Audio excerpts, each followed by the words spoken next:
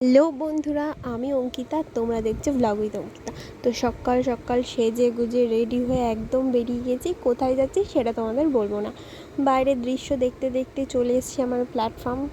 এটা হচ্ছে আমরা দমদমে নেমে গেছি। দমদম থেকে আরেকটা ট্রেন চেঞ্জ করে সেই জায়গাটায় যাব। তোমরা জায়গাটা দেখতেই পাবে কোথায় যাব। তো যাই হোক, এখন প্ল্যাটফর্মটায় নামবো। ট্রেনটাও থামছেই না, আমি তো দাঁড়িয়েই রয়েছি কখন থেকে। অবশেষে ট্রেনটা থামলো আর আমারও গন্তব্যে এখন পৌঁছবো কিছুক্ষণের মধ্যেই। তো এখানে আমার দিদির সাথেও দেখা হয়ে গেছে। দিদিকে তো আমি প্রথমে চিনতেই পারিনি, এত মেকআপ করেছে। তো যাই হোক, দুজনে মিলে যাচ্ছি এখন আমাদের সেই গন্তব্যে।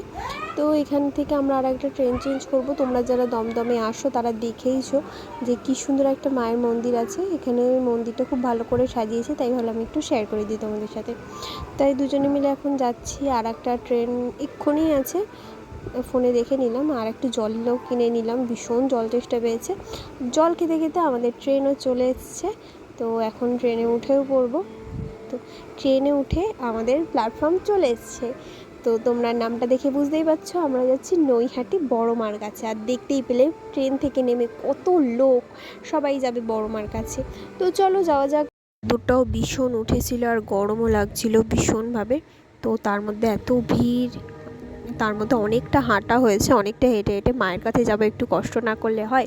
তো আজকের জন্য এইটুকুই। নেক্সট পার্টে আমি তোমাদের সাথে শেয়ার করব বড় মার পুরো মূর্তিটা। তো তাই জন্যে নেক্সট পার্টটা অবশ্যই দেখবে। আজকের জন্য এইটুকুই, টাটা।